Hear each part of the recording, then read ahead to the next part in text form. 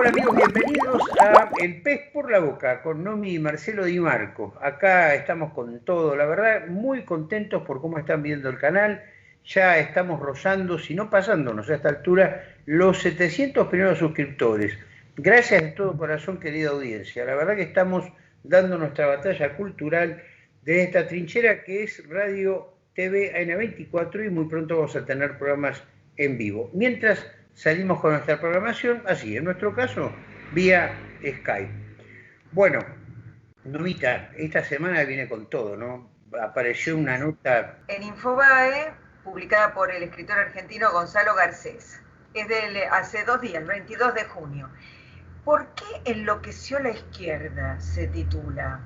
Yo ya veo que empezamos más o menos, porque honestamente, para que algo enloquezca, tiene que haber estado sano antes. Yo no sé, a juzgar por todos los lugares del mundo en los que puso el pie la izquierda y su vertiente actual, que es la del progresismo, la verdad que no sé cuándo estuvo sana. Pero bueno, vamos a ponerle que enloqueció más todavía, en todo caso. Sí, claro, es cierto eso, sí.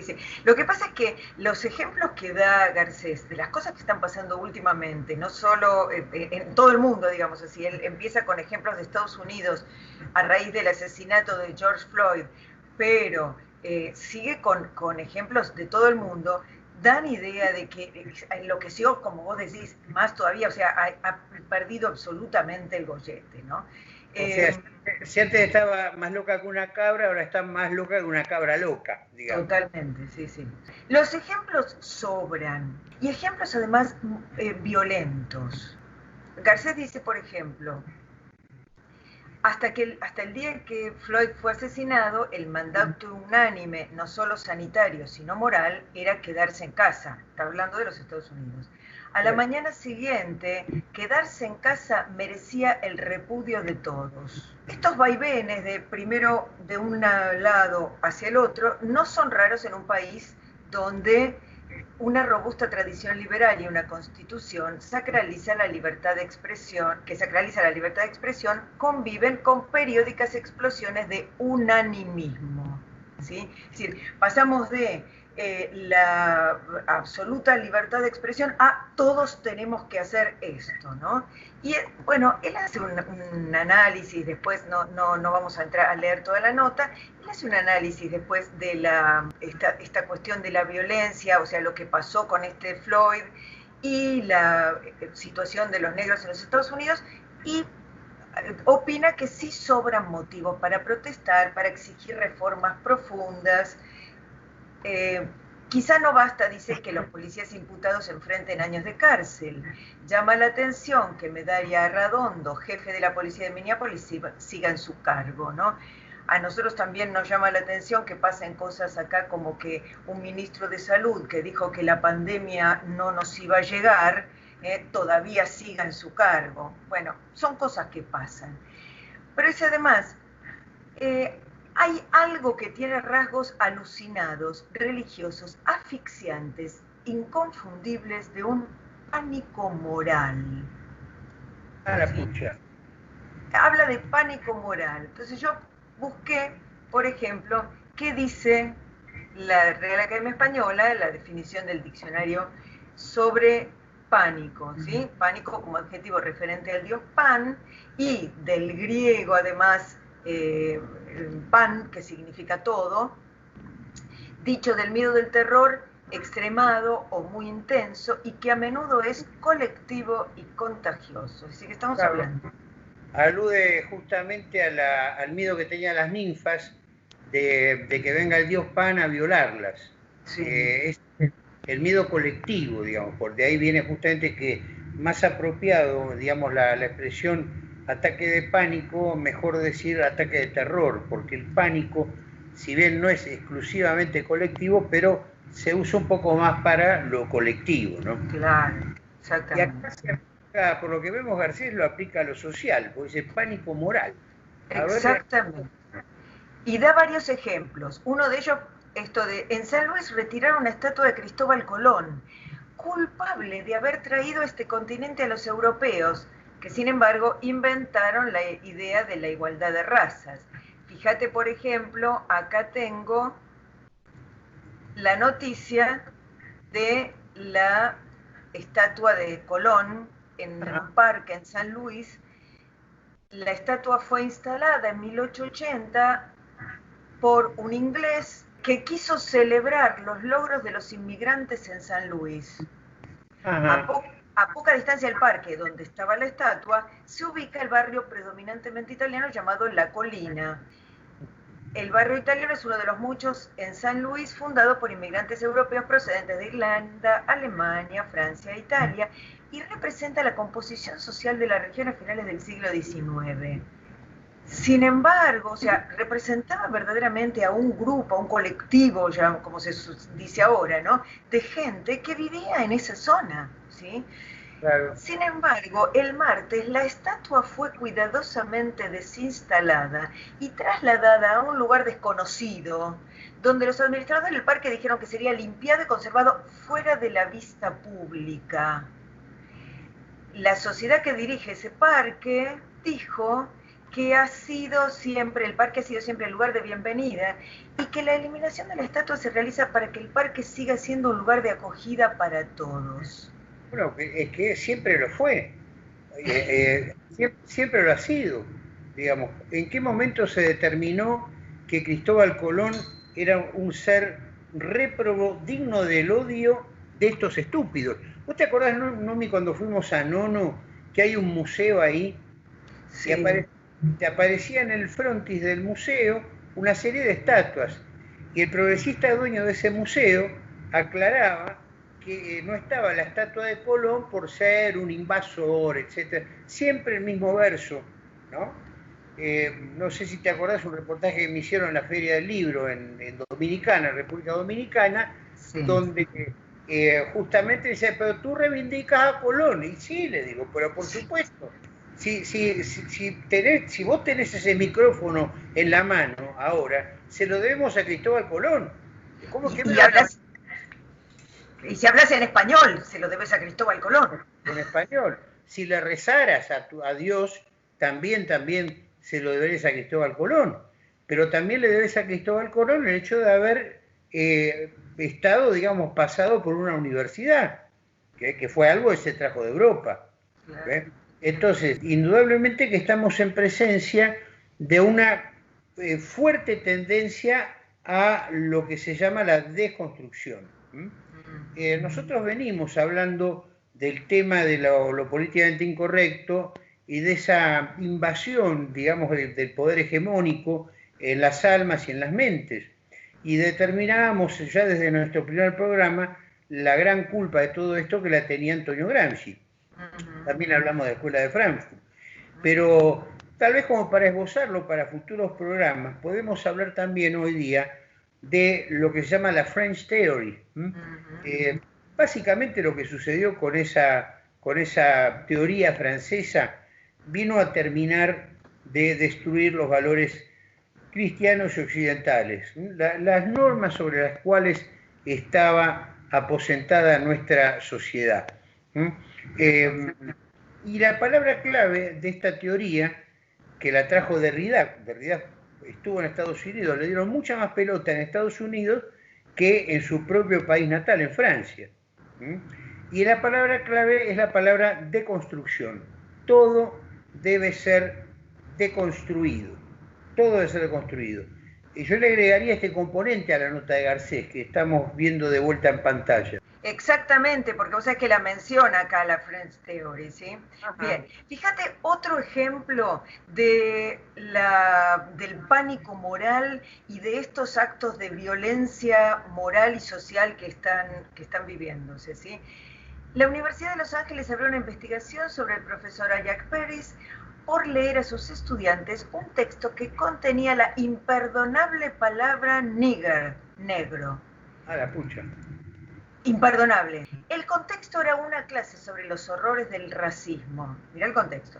El texto en cuestión, la carta desde la cárcel de Birmingham, uno de los escritos fundamentales de Martin Luther King, que fue uno de los más grandes adalides de la lucha antirracista del siglo XX. Sí. O sea que la palabra nigger estaba dicha por Martin Luther King Por y eso... Martin Luther King. Ah, pero esto es un desquicio, digamos, acá hay un problema grave. Claro que Esto es locura, esto es locura, porque ya ni siquiera estamos hablando de un texto contra los negros, sino a favor de la negritud. claro, claro.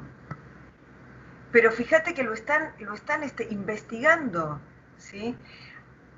Otra cosa que era ya para matarse de la risa. Un profesor de gimnasia, Víctor Sengbe, había colgado, dice, la policía encontró en un parque en Oakland unas sogas colgando de los árboles. Ajá. La policía inició una investigación sobre esos símbolos de terror que recuerdan los linchamientos.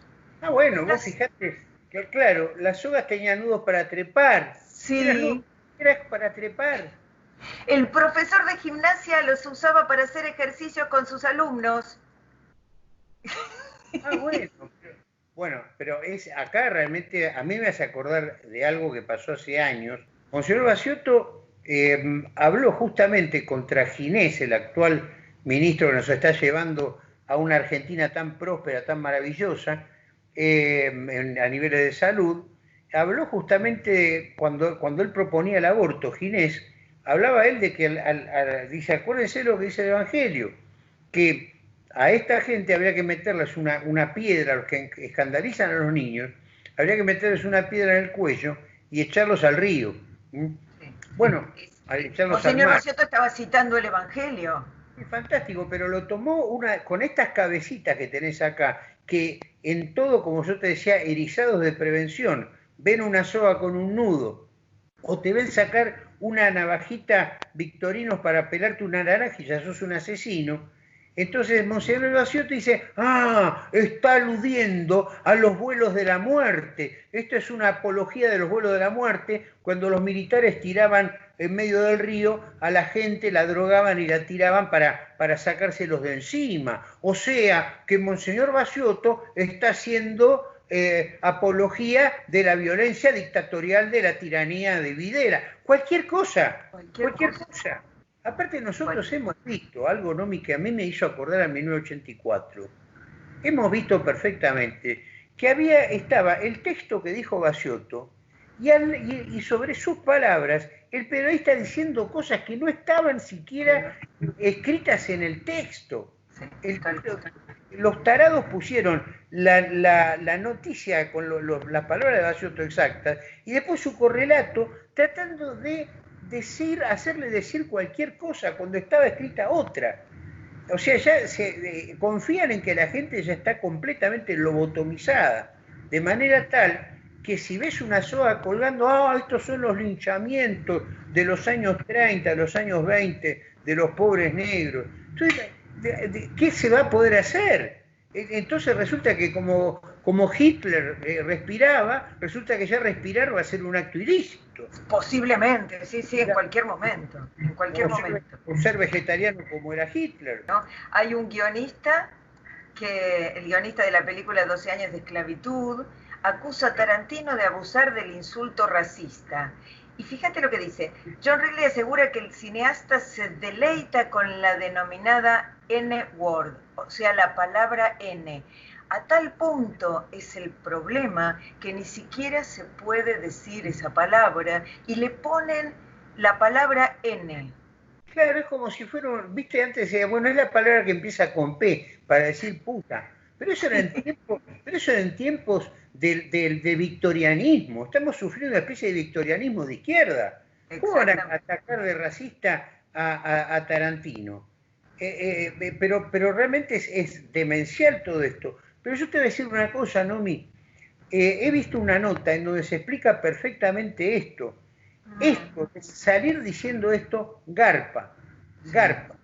Esto garpa. Da chapa. Y no solamente da chapa de progre, sino da chapa en metálico. Mirá, el otro día te voy a decir, un alumno mío me dijo, mirá, Marcelo, dice, yo suelo ser muy duro en los talleres porque si no la gente no aprende un pito. Vos sos en ese caso en nuestros talleres vos serías la policía buena y yo soy el policía malo. Bueno, la cuestión es que me decía, Marcelo, el único maestro que yo realmente tuve fuiste vos. Está en mi historia, por lo que me decía. Y resulta, me dice, ¿sabes que ya no estamos aprendiendo nada? ¿Cómo? No, porque el profesor dice que hay tantas historias como personas, ¿ves? La historia es una construcción, por lo tanto Pedro construye la historia, Juan construye la historia, por lo tanto, si hay tantas historias, quiere decir que no hay una historia. Por lo tanto, un profesor de historia ya no puede enseñar historia. Entonces, ¿qué empieza a enseñar? Teoría de género, todo lo que tiene que ver con el espectro del lenguaje inclusivo. Incluso me contó que hay profesores en la facultad que están pidiéndole disculpas a sus alumnos, porque dicen, mire, yo soy una persona ya un poco mayor, de otra generación, si se me escapa algo del lenguaje inclusivo, perdónenme de antemano, pero no es mi intención. Mirá, fíjate. Estamos llegando ya no al desierto de las ideas, estamos llegando al desierto de la imbecilidad directamente. Totalmente, totalmente. Fíjate lo que dice Garcés en la nota también al respecto, ¿no? De todos los escritores, de todos los cineastas, de todos los periodistas que hayan incurrido en el pasado en alguna desviación de la ortodoxia discursiva antirracista, y francamente con la amplitud ilimitada de los nuevos criterios todos lo han hecho, se espera que ofrezcan el espectáculo público de su confesión, que se flagelen adecuadamente y prometan enmendarse. El profesor que se disculpa de antemano, ¿no? Exacto. Hay gente que se está disculpando, por ejemplo, de comerse un cerdito el domingo en el asado. Sí. Por ejemplo. O de pertenecer a determinada etnia, como dice acá Garcés, ¿no? Esta imagen que no se conocía en Occidente, ¿eh? Personas pidiendo de rodillas, no por sus actos, pidiendo perdón de rodillas, no por sus actos, sino por el solo hecho de pertenecer a determinada etnia. Bueno, pero ¿sabés quién le dio el ejemplo a esta gente? El Papa. Mirá las fotos que estamos viendo ahora en pantalla, Nomi. ¿A vos te parece una fotografía así? El Papa, el monarca de la Iglesia Católica, arrodillado, no solo arrodillado, besándole las patas a esta gente. O sea, estamos secularizando, la religión se ha secularizado tanto que se confunde ya con los dogmas de lo políticamente correcto. Exactamente. Si yo soy católico, me tengo que arrodillar frente a esta gente como hizo el Papa. Fíjate qué gran precursor que fue el Papa, ¿no? Con todo el respeto que hay que tenerle, pero primero que no se falta el respeto a sí mismo. Claro. Acá Garcés establece los conceptos políticos clave. Primer concepto, el proyecto de la modernidad occidental, lejos de fundarse en la tolerancia y la libertad, es estructuralmente opresor.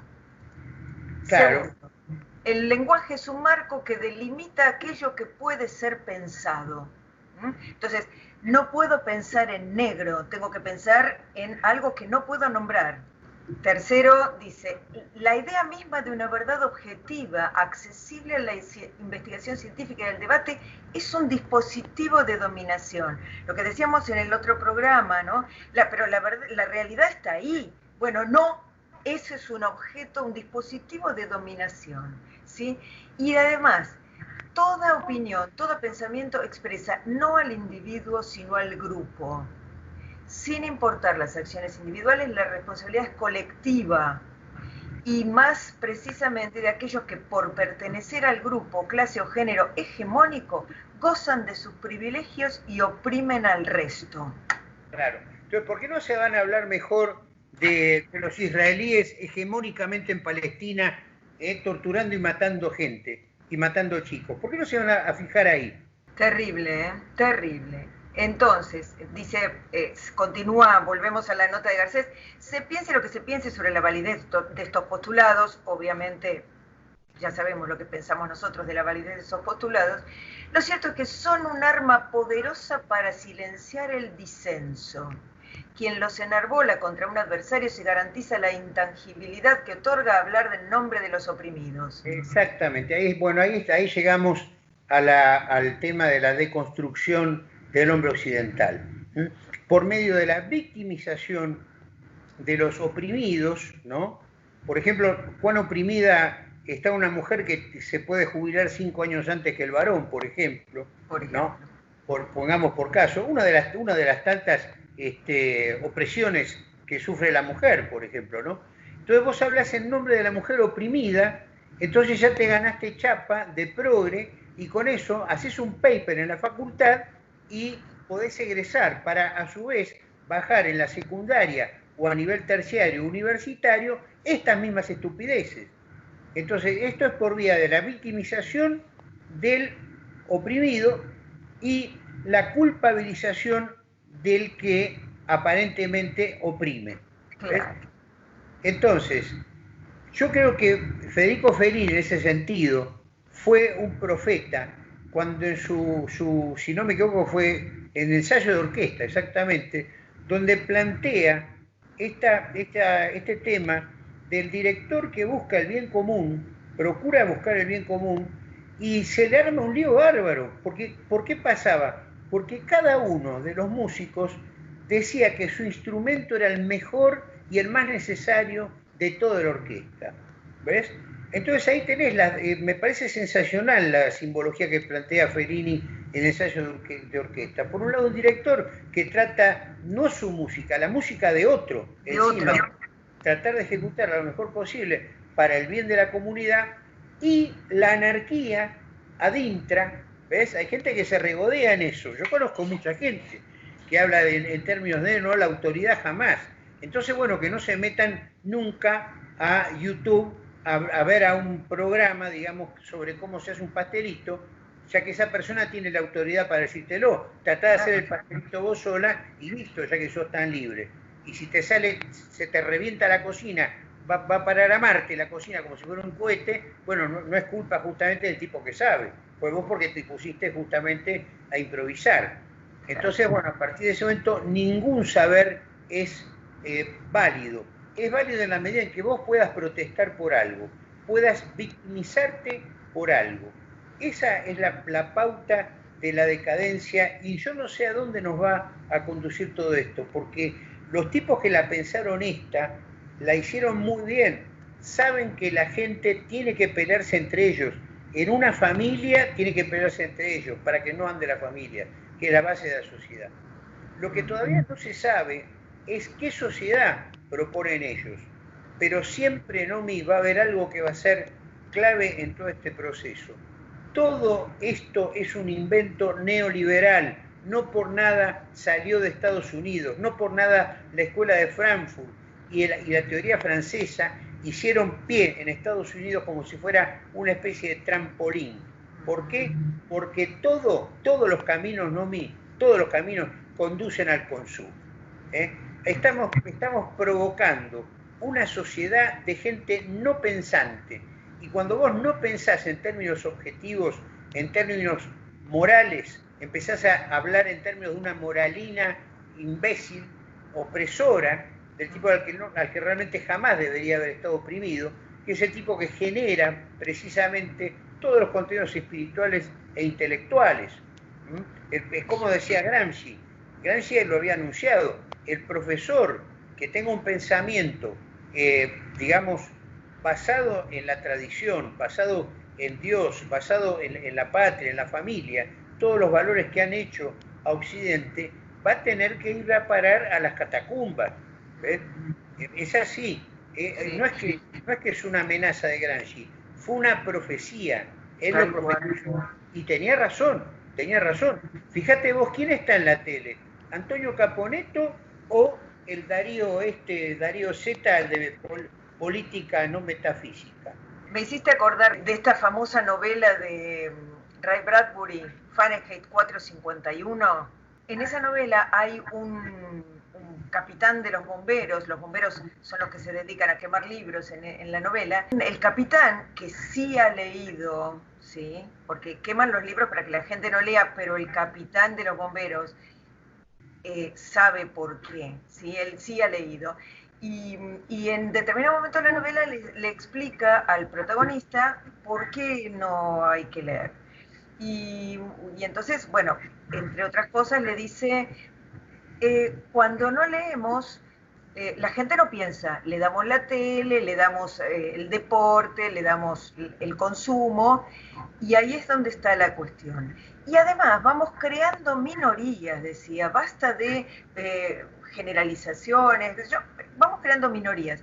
¿Por qué? Porque cuantas más minorías, más consumo. Mirá vos qué interesante. Mirá, una novela de mediados del siglo XX. El genio de Ray Bradbury ya la había visto también, igual que la había visto Gramsci 30 años antes que él. Es impresionante, pero es así. Y hoy día estamos asistiendo precisamente a ese vaciamiento. ¿Cómo termina la nota de Garcés? ¿A qué conclusión llega después de mostrar todos estos ejemplos espantosos? Se niega la responsabilidad individual, ¿sí? La unanimidad es compulsiva, los debates ceden a la liturgia. Él habla en determinado momento de la nota de la liturgia, o sea que no se debate, no se discute, no se conversa siquiera, todo es una liturgia, una serie de lemas, una serie de cosas que hay que hacer. Ahí donde... para poder lograr eso, primero tuviste que derribar el pensamiento dogmático de la Iglesia, por ejemplo, es decir, no, ustedes tienen un pensamiento dogmático, cuando ellos están usando justamente una liturgia y un dogma. Y un dogma. Absolutamente se los manda a Estados Unidos, que según ellos dicen es su gran enemigo, ¿no? Sí, y fíjate, ahí donde el lenguaje es cooptado como arma y las palabras pueden ser delitos, nombraste a los negros, ¿sí? Ahí donde no se pregunta qué hiciste como responsabilidad individual y la conciencia individual, ¿no? Claro. Sino a qué grupo perteneces. Ahí donde discrepar es admitir una culpa, esto ahí está el totalitarismo del siglo XXI. Ahí está, donde discrepar es admitir una culpa. O sea, mira, yo disiento el pensamiento hegemónico que me dice que Donald Trump es un dictador, un tirano. Acordate lo que estaba preparando Soros en enero. Sí. Soros poniendo plata para evitar las dictaduras. Claro, porque se dan cuenta que así como vos y yo estamos reaccionando y estamos tratando de que también nuestros amigos intelectuales, nuestros amigos escritores, se dejen de tirarse florcitas entre ellos, tomen el toro por las astas y muestren a la gente qué es lo que hay que hacer de una buena vez. Así como nosotros estamos proponiendo eso, hay un montón de gente en el mundo que está en esa. Ojo, están creciendo, están volviendo los nacionalismos a Europa. Dios quiera que sigan fortaleciéndose esos movimientos, porque está ahí la pauta que no le gusta al poder mundial. Ahí lo tenés, donde dice discrepar es admitir una culpa. Yo discrepo con el aborto, soy culpable. Yo discrepo con la estupidización de los jóvenes, soy culpable. Discrepo con la legalización de la marihuana, ni siquiera es mi pensamiento, es un delito, es una culpabilidad. Estoy en contra de la mayoría. Mirá, Nomi, Orwell y Huxley han quedado hechos unos porotos en relación con la sociedad que hoy día estamos primero deconstruyendo y después construyendo. Estamos construyendo el infierno en la tierra, porque el infierno no es para nosotros los disidentes.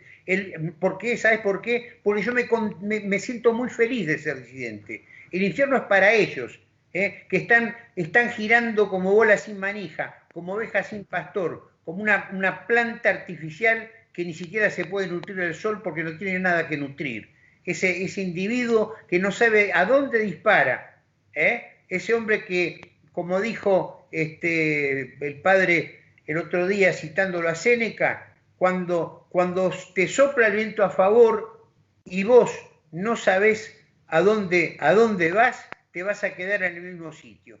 Parafraseándolo para más, para menos, era eso lo que había querido decir.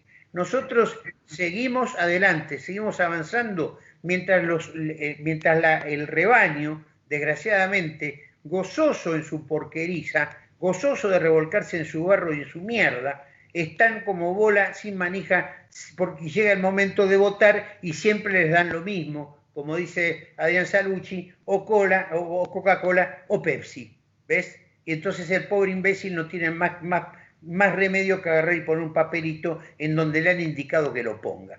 Eso es el totalitarismo sin armas, es el totalitarismo de la opinión, del pensamiento. Y todo aquel que discrepe va a parar a la catacumba que decíamos recién con Antonio Gramsci. Yo pienso en mis nietos. ¿En qué les voy a enseñar? ¿Cómo les voy a enseñar a mis nietos a defenderse frente a esta carajada? Exactamente, sí. Nosotros no estamos deconstruyendo, estamos construyendo un mundo que sea mucho más habitable, por ejemplo, para nuestros nietos. Nosotros ya tenemos la vida hecha, pero tenemos que enseñarles a nuestros hijos y a nuestros nietos este tipo de cuestiones y mostrarles este tipo de cuestiones para que tengan verdaderamente un pensamiento crítico, porque acá ellos hablan mucho de pensamiento crítico, pero el pensamiento de esta gente es totalmente acrítico y acá se ve claramente, ¿no? Sí, hoy día habría que hablar de pensamiento autónomo, ¿no? Más que de crítico. Sí, es cierto. Fíjate cómo termina la nota de Garcés. Dice, es bueno recordar, hablando del totalitarismo del siglo XXI, ¿no? Es bueno recordar que no a él, sino a la imperfecta tradición liberal de la tolerancia, la libertad de expresión, el método científico y el Estado de Derecho, se debe lo poco o mucho que el mundo logró emanciparse de la rémora vergonzosa del racismo. Claro. Y recordarlo mañana pasado, cierra con una ironía, ¿no? Cuando algún político argentino repare en la conveniencia de soltar a su propia Inquisición en las calles para silenciar a sus críticos. Exactamente. Vamos a cerrar con un pensamiento a ver qué les parece. Yo tengo mi respuesta, ¿no? Y prácticamente es una pregunta retórica. Si la Rowling, digamos, viste todo lo que pasó ahora, que están abandonándola sus editores, que hay gente que cerraron su blog, lo mencionamos en el programa de la vez pasada. Hubiera tenido tanto quilombo la Rowling si hubiera sido, en lugar de tan rubia y tan blanca que es, hubiera sido bien mota, bien africana, bien negra, hubiera tenido el mismo problema, ¿no? No estoy segura, mira. No estoy segura. A ello disiento, me permito discrepar de la patrona. Yo estoy seguro de que no hubiera tenido ningún problema. Ningún problema. Muchachos, la seguimos la próxima. Luchen contra estas imposiciones. No es al pedo luchar contra esto. Al contrario, recuerden esta frase con que arranca esa maravillosa película del camarada John Milius, Conan el Bárbaro. Una frase que dice así: todo lo que no me mata me fortalece. Friedrich Nietzsche. Ahí ya lo tienen. Todo dicho.